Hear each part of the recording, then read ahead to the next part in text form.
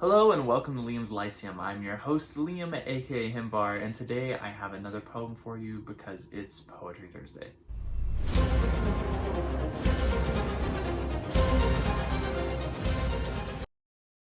Now it is December, and I was actually reading a lot of Tolkien poetry lately, and I was like, I don't feel like I know poetry well enough to even analyze Tolkien's poetry, because Tolkien's a good poet.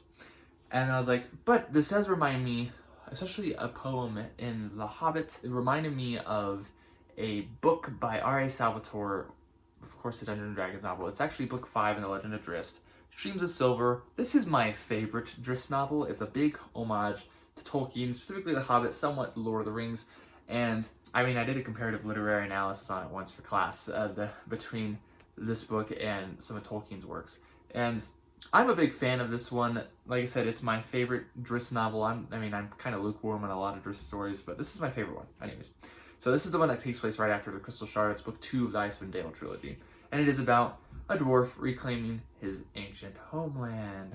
Maybe you can see the similarities. But there's also a poem at the beginning that kind of reminded me of a poem from The Hobbit, which I won't share here, or maybe I'll share another time. But it's one that I find decently enjoyable, and maybe you haven't heard of it. I don't know of a name for it. I always call it the Streams of Silver poem because that's the name of the book, but I'll probably title the video just the first line. I mean, there's no punctuation in the thing, so I'll have to figure out a name for it somehow at least.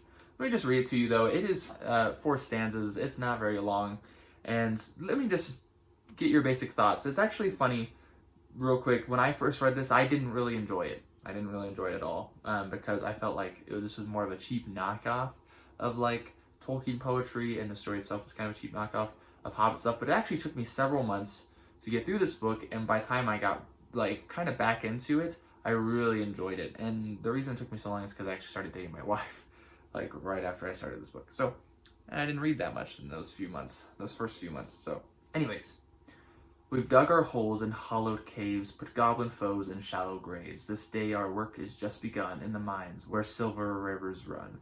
Beneath the stone the metal gleams, torches shine on silver streams, beyond the eyes of the spying sun, in the mines where silver rivers run. The hammers chime on mithril pure, as dwarven mines in days of yore, a craftsman work has never done in the mines where silver rivers run.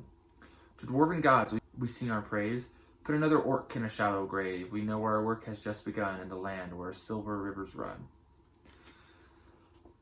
I might have to ask Salvatore on Twitter or something what the name of this poem is, if it has one. Where Silver Rivers Run is probably a good title for it. So, or Streams of Silver, because that's basically the same thing. I don't know. Anyways, let me know what your thoughts are on that. I always think it's a little cheesy at the dwarves and killing all the orcs and their enemies and yada yada. But it is D&D, I mean, what do I expect? So, well, that's another topic. Actually, I do expect some other things, but and so anyhow, I hope you enjoyed that poem. I just thought I'd share with you real quick because it is Poetry Thursday, and I hope you're having a good day. I hope you're reading some poetry, at least a little bit, and if you're not, then hopefully you enjoyed that little recitation I gave you. Let me know what you think.